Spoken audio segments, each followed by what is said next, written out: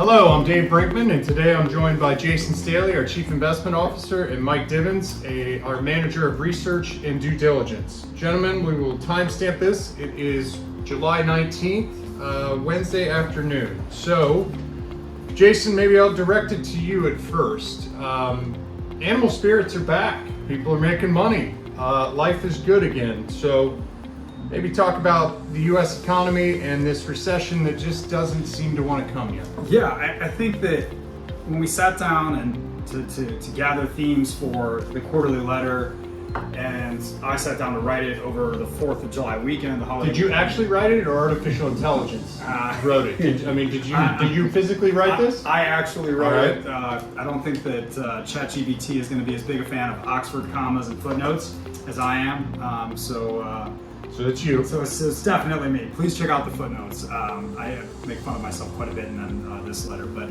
no, I think that stocks are certainly rallying, and if you would have polled, and if you did poll most investors, like this was the most unloved market. Valuations were too high. The U.S. was going into a recession. Inflation wasn't going to be beat.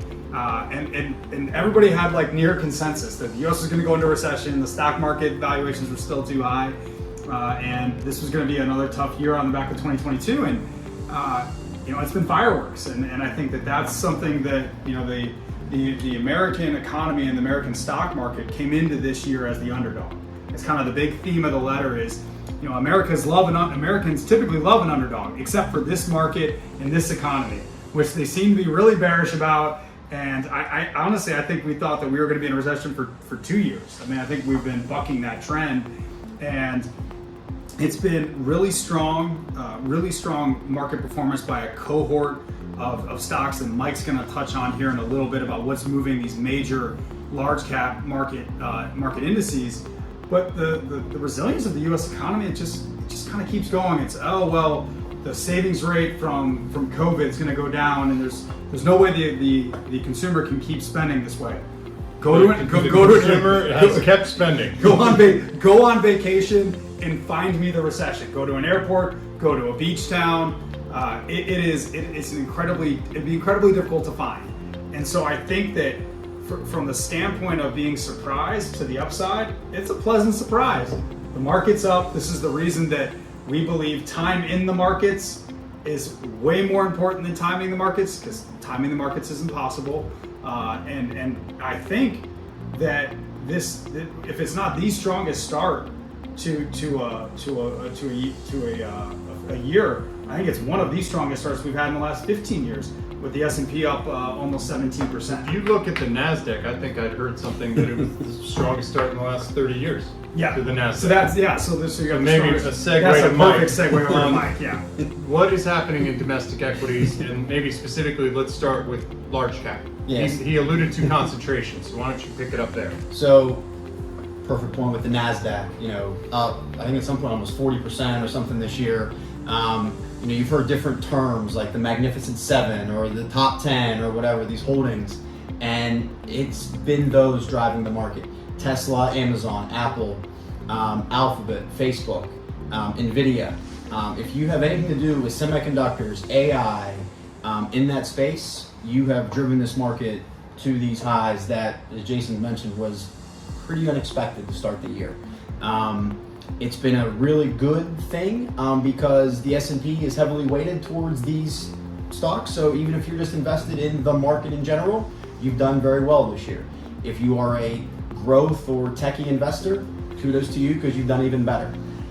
Assuming you hung in there in taking it on 2022, right? 2022. Well, 2020 and Right. 2022, right? If you stuck in there, you're basically whole. You should get rewarded because it's been a nice roller coaster ride. And that's the deal. If you can do that, you need to expect these ups and downs. And kind of to Jason's point, if you can just be in the market, and withstand that, you've benefited. And we don't know what the second half is going to bring because we didn't know what the first half was going to bring. We'd like to see a little breath in the domestic market, but if we don't, it's going to be tough to figure out how we get these, big time tech stocks to stop? Well, let's talk on domestic, right? So if you look at the returns, right, I'm looking at the letter as we talk. So the S&P 500 is up 17 to start the year, and the Russell 2000, proxy for small caps, up half that, right? So when we talk about valuation, I think you alluded to this, small and mid cap arguably look much more favorably priced than large cap. Yeah, I think that when you look at just the composition of those indices, they tend to be less weighted toward technology. There's a lot more even distribution. I would even say that a lot of the more cyclical, if you take tech out of it as this kind of cyclical play and you look at materials, industrials, like kind of transportation and logistics, things that we would typically, even financials, which are typically kind of cyclical in nature, those are all really beaten down. I think that when we sat down as a research team and took heart from was that small cap and mid cap stocks were up really big through the first 2 months of the year. And then we had a couple high profile bank failures, a shotgun marriage. I was curious if you're going to say the word shotgun. Shotgun marriage. You didn't. I was going to reference shotgun so marriage. We had a shotgun marriage for Yes. the First Republic and JP Morgan. Not the first time that's happened. JP Morgan had a shotgun marriage with Bear Stearns and Washington Mutual. Generally works out well for them in the long run. Always works out. Jamie Yep. Dimon, in addition to being a great executive, has a fortune favors him. But I think that small caps and mid caps really rally in the second quarter, in particular the last month, the month of June, where we did see some catch up, and they're back now to where they were at the end of February, which is small cap and mid cap stocks are roughly up around 8 or 9%, and they were the two best performing asset classes after the first 2 months of the year. So I think that for us, when Mike talks about market breadth, what Mike and I and Sean McCann, who's our investment analyst, are watching, we're watching to see, is small cap and mid cap, are they broadening out? Are we starting to see value stocks like financials start to participate? And as we write this right now, it's the part of the earnings week where a lot of banks, investment banks are reporting in addition to tech. So we kind of get financials, which have been beaten down, to see how they do, and then obviously tech. Well, and if you were also worried about the domestic economy, you probably reflect that and shy away from small and mid cap because they're likely to be much more concentrated in, let's say, North America. They certainly face us, the three of us at this table, sure. All right, let's go over the pond and let's talk international and emerging markets. Whoever wants to take that. Well, I'll start it off, and I think Mike can finish it. I think from an international standpoint, this year started out much in the way that we envisioned it, which is we saw inflation peak year over year at 9% in June. Domestically, year over year. Then in late September, early October, we saw the dollar currency peak against the basket of its peers like the euro, the yen, the kiwi, the Aussie dollar, and I think for that we have written about the need for diversification, why we really like international equities, and they have a better dividend yield, valuations are better, starting to see some green shoots of growth. But really, what has really propelled them forward over the last 9 months has been this weakening dollar. Currency. There has been currency, and I think that was the catalyst. And now all of a sudden, you're getting to that: do I buy Procter & Gamble at 23 times earnings or wherever they're trading right now, or do I want to buy Unilever at like 12 or 13? I think investors are starting to become a little bit more discerning like that. So international developed has done very well, and is certainly the second best performer next to the U.S. equity market, and that's just really good to see from a widening out standpoint, because there was I think for us, we thought there was a really big opportunity set coming into the year. For the last 9 months, international equities, actually for the last year and a half, international equities are outperforming U.S. equities, which is certainly a significant change from the last 15 years. But I think there's been a difference. International developed, done very well. Emerging markets, Michael hit on it, kind of a little bit of a mixed bag, a little bit of a failure to launch. Yeah, to that point, emerging, China was the big story at the end of 2022, coming into this year, and one of the things you have to be concerned about is how much China's propping up its own economy. And China appears to be slowing down. Now look, the rub is always, can you trust the data coming out of China? But it does seem like that economy is, right when they opened up COVID and they opened up the Chinese economy, I think everybody assumed it was going to come roaring back. And I don't know that you've seen that, right? Absolutely, and that was the thing is we see it in America. Some of the casino stocks are really good examples because Macau is a really big play with Wynn. We're talking about Wynn. We're talking about Sheldon Adelson, who owns kind of the Sands franchise there, and then some of the tech stocks, right? Alibaba, Absolutely. JD.com. We the thought was they were going to come in and they were going to launch, right? That was it, right? And the fact that may have not been the case. Now, tourism seemed to be back on track, but every report you get monthly might not be the case. You're kind of hearing two differing stories. You're kind of hearing what the stock market guys are saying is, hey, we got to be in because this is going to turn around. And then you get the report from China saying, this doesn't really turn around. And so, to your point earlier, is what do you believe? And that's what makes investing in emerging markets more difficult than, at Jason's point, the international developed markets, because I think the data is a little more trustworthy, longer history of investing. And so there, to Jason's point earlier, valuations still look good there. That's breadth, that's diversification. We see those as opportunities. We just want to make sure that we're in the right places because different countries have different things that help their economy. To your point, And I think that's the reason that we favor a more active approach to emerging markets, because if you were to just take a passive approach, you own a lot of China, and I think there are going to be opportunities in and around China.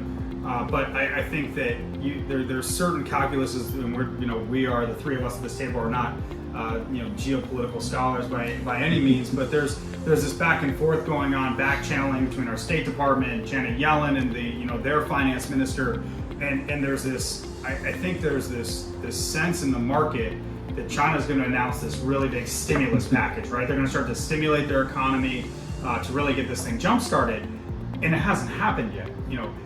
A lot of the other kind of commodity, the BRIC countries that really got emerging markets kind of started as an investable asset class in the early 2000s, they've done very well, even though commodities have kind of cooled off. Except for the R. Russia's having if anybody hasn't heard, Russia's having a little bit of a tough go of it, right? Both in the equity markets and in their endeavors in the Ukraine. In terms of trying to, and I think that's another catalyst, right? In terms of their war in the Ukraine and kind of the fallout there has been a huge weighing, has weighed down on emerging markets. There are pockets of optimism. I think that we all feel really good about what's going on in India. The two managers that we have are very constructive. I think there are good things going on in Korea and Singapore and inside of China, but I do think that there's going to be a delineation between winners and losers, and then there's this added analysis that needs to go on top of it. What are their geopolitical aspirations? What's going on in the South China Sea? So I think we certainly see opportunities, as Mike said, but when coming into this year, we felt a little more constructive about international development. That was reflected in our in our asset allocations. And then the last piece on opportunity that we'll talk about is really that while the tech sector in America has done really, really well, it's been a little bit more mixed in China, which is, still has a heavy information technology weighting. When you think about Alibaba, you think about JD.com and Tencent. So there is that opportunity for them to play catch up. But I still think that we have to see some stimulus, and we have to see them string together a couple months and a couple quarters of positive growth that can be verified. So I wholeheartedly agree with that. There was maybe like a false start right back in the fall, or even maybe into January with some of those tech companies, because China had maybe forgiven them and allowed them to I don't know the right word, but to get back in the market, be there, right? They were out of the penalty box, and then they fined Ant Financial last week like $1 billion. So it's like you're out of the penalty box, run up, and emerging markets were also like small caps and mid caps did really well the first 2 months, right? And then they looks like they might be back in the penalty box in the case of Ant Financial. So I think there's just this. China is still the second largest economy in the world, and emerging markets are still very much tied to how that economy is going. There's an outsized impact, yes, on the Chinese economy and emerging markets. All right, so we've covered domestic equities, we've covered international equities. You allude to in the letter, and I would wholeheartedly agree, fixed income has actually become somewhat sexy, and I don't think I've been able to say that since Sean McCann was probably in diapers, right? And so, here's the news alert. This is not a Schneider Downs Wealth Management play. If your money's not earning at least, 3.5? You should, 4. I mean, I'm being nice. Yeah. But I mean, you're like, being nice we're- to banks that aren't being nice to our Right. clients. So you should really, for the first time in a while, you will get rewarded, and you will be leaving money on the table if you don't know what your cash is earning. That's the public service announcement of this video, right? And so we allude to it. Money markets right now are north of 4.5%. You really want to get spicy, you go buy a 6-month T-bill and earn almost 5.5. That's right? as annualized. Right. Annualized. Right. Those T-bills are annualized yields. So kind of second public service announcement. Exactly. If someone tells you they bought a 6-month T-bill with a 5.5% yield, that's 5.5% annualized. You're probably going to earn about 2. That's great. This is compliance approved. Yeah, Perfect. it was- So let's talk fixed income, Sure. because that was a lot of the dialogue we had in 2022, where you had such a sell-off. Yes, equity markets were volatile, but it was really the Barclays Ag being off north of 10, 13, right? That was the real, that created the client portfolio drawdowns where they weren't maybe accustomed to that. So let's talk about the change in fixed income thus far. I think there's two things that I want to touch on. The first is within fixed income, interest rates were always going to hit valuations of fixed income first. They slide through easiest. They're the most sensitive to rates. The equity markets, it's a little bit more complex, and Mike touched on it with kind of tech. It doesn't. The conventional wisdom was that if rates went up, tech stocks, because when you discount the cash flows, the longer less, duration the longer assets, duration so it's gonna assets take a should do hit. worse. Yeah. And they're the best performers this year. Rates are as high as Right. they've been in 15 years. So, but the pain in the fixed income market that we saw in 2022 flowed all the way through. And what happened is a lot of the fixed income market reset. And so now you start 2023, and you've got, like, as you talked about, on the short end of the curve, you can get 5.5% annualized on this kind of a 6-month, and the money markets are paying, most money markets are paying north of like 4.8, 4.9% at this time. So we really think that represents kind of a compelling reason to make sure that you know where your cash is, especially if you own a business, right? You want to know where your cash is, make sure it's working for you, because if you think about it, for every $1 million on an annualized basis, it's 50,000 extra that it's working for you. So I think that's really important. And then I'm going to kind of pass this over to Mike, but teeing it up for him is that from a fixed income standpoint, now on the yields coming into this year, they actually serve the purpose that they were supposed to, which is to be the ballast, right? To be the ballast of the portfolio. So when equity markets go down, bonds were actually up this year. We saw them react positively, which is what you want to see. Then the second piece of that is they're actually generating real income. You should get your return from bonds from income. And I'll pass it over to Mike, who follows this, who's in charge of our core fixed income, from a research perspective. But they're doing what they're supposed to do, which is good to see. Yeah, I mean, for at least 12 years and probably longer, you guys can definitely check me on that. But for the most part, your bond returns were price appreciation. And because of that, there was no ballast. It basically went up as the equity market went up. And that's not a great way to diversify your portfolio. So it's really nice that this year, even with a still very inverted yield curve, that you're finally able to return, after the first half of the year, 2% in just the ag, right? Where, and that's really coming from yield, from the ballast, not from the price, because price, if anything, has not recovered. Price is actually kind of volatile this year, right? We've seen some volatility in the 10-year. Absolutely. And so to Jason's point about the short end, really good place to kind of park your money in short-term cash needs, right? But I think for the really, and we started doing this at the end of 2022, both in taxable bonds and municipal bonds, it actually is now paying to go out in duration.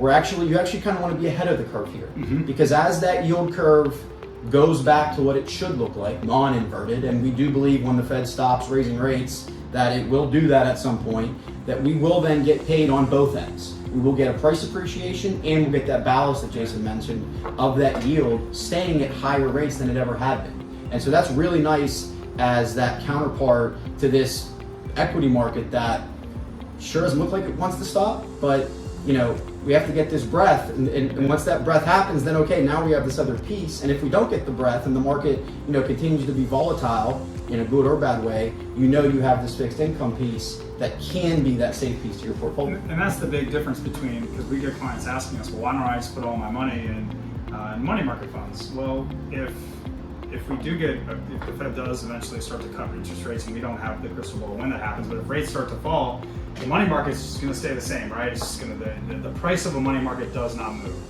and that is the yield would come down. The yield's going to come down, but the price is not going to move. Versus in a core fixed income position, if we get a 100 basis point decline, right, 100 basis point cut in interest rates, right now the ag is going to appreciate 8%, and I think that for investors that stomach 2022, you want some of your exposure to be on the longer end of the curve so that you can get that back, right? And I think that for us right now, the risk reward skew, looks pretty good in fixed income, which is good. Which again is really good to see for people that believe in diversification and bonds doing what they were intended to do. So let's go to maybe the wrap up, which is the question every client is asking themselves, ourselves included, which is where does this go from here? And let me caveat this: the longer I've done this, the less and less value I put on anybody's projections. Because I don't recall anybody telling me at the beginning of 2022 that in July of that year, inflation was going to be running at 9. I think, what did you say in the letter? It's down to 4 or 5. Yeah. I don't recall anybody at the beginning of this year saying, look, go all in, S&P 500's up 17% through the first 2 months. So what you said earlier, right? We believe in diversification, we believe in the long run. But let's give maybe the audience a couple things that we're thinking about, because we've had such a strong start to the year. And as an investor, you kind of feel in the whipsaw of really bad 2022 and a really strong start to 23. And it's like, well, where have we solved all the world's problems? Does this return really make sense? I mean, this is the stuff we talk about internally, so I'm kind of teeing both of them up. I think I'll take the first part, and I'll talk about kind of the international equity piece, because I do think that this has some significant tailwinds. We are seeing inflation fall at a pretty good clip, not only in domestic Europe but also in the United Kingdom. I think you're also seeing in some cases a little bit of inflation in Japan, which has actually been really good for their equities, which they haven't had inflation in about 30 years. So I think for us, we think that the dollar continues to decline. And that there are some really good companies that you can buy at still really attractive valuations that, in addition to having good valuations, also pay a really attractive dividend. And I think for our allocations, that's certainly something that I think we're looking at as a continued trend. And then I think on the emerging market side, China cannot afford for its equity markets to stall and for the economy to stall. If it does not pick up naturally, it would not shock me in the least if you started to see some stimulus come from the PBOC, and that wouldn't shock me in the least.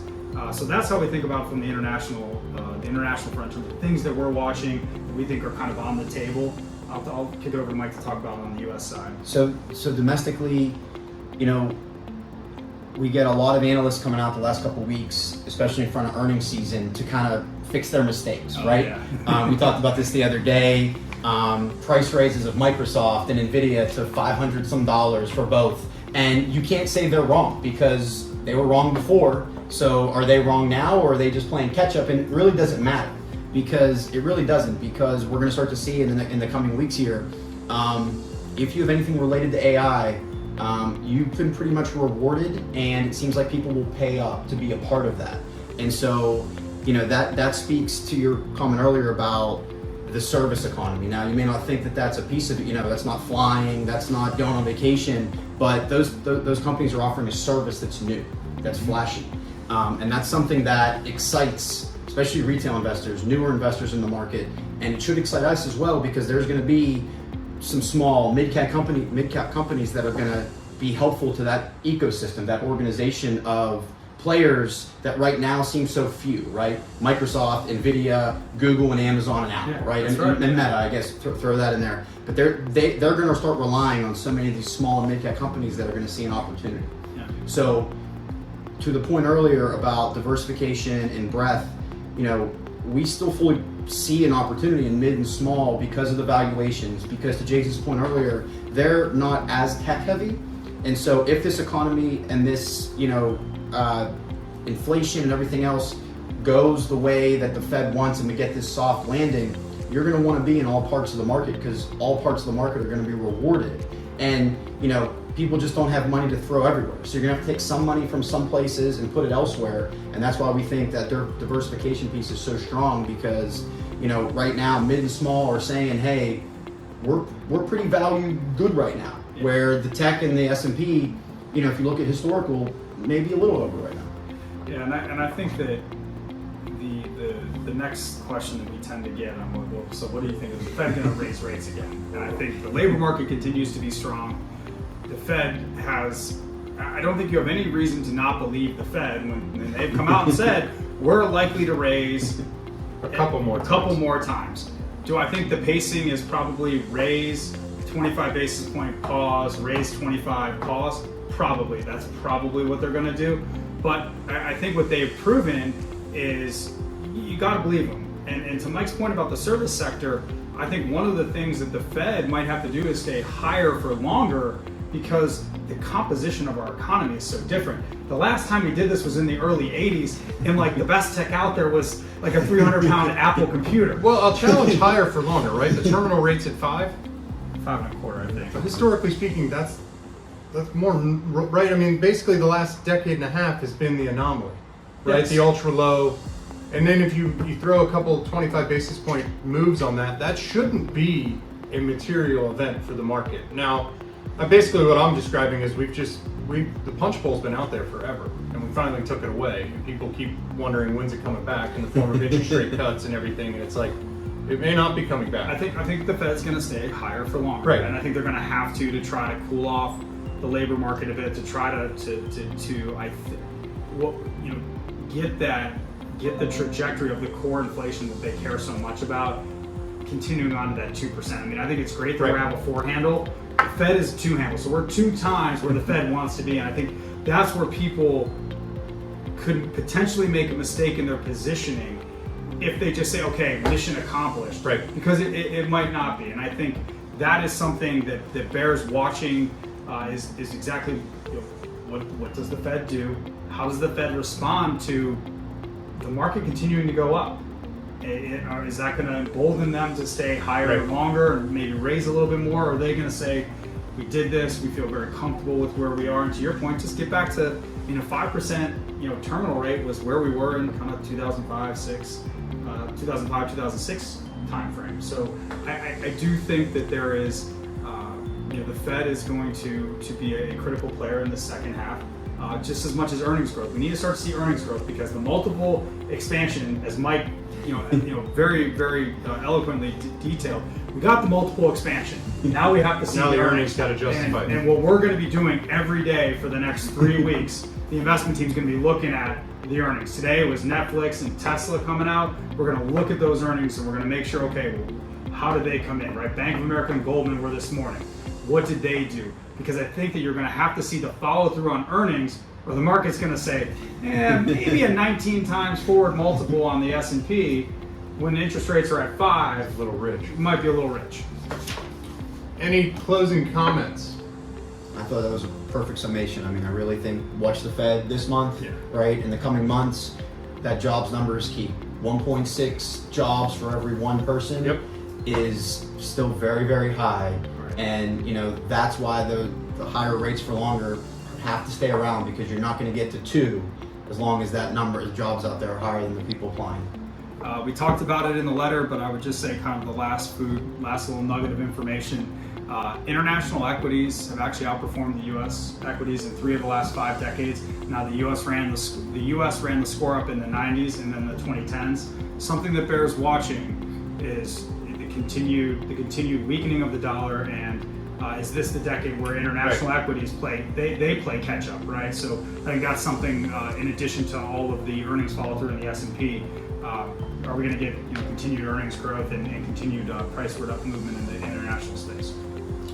Well, on behalf of Mike and Jason, we appreciate you guys giving us your attention, and obviously reach out to any of our advisors if you'd like to have a follow-up conversation about your portfolio or capital markets.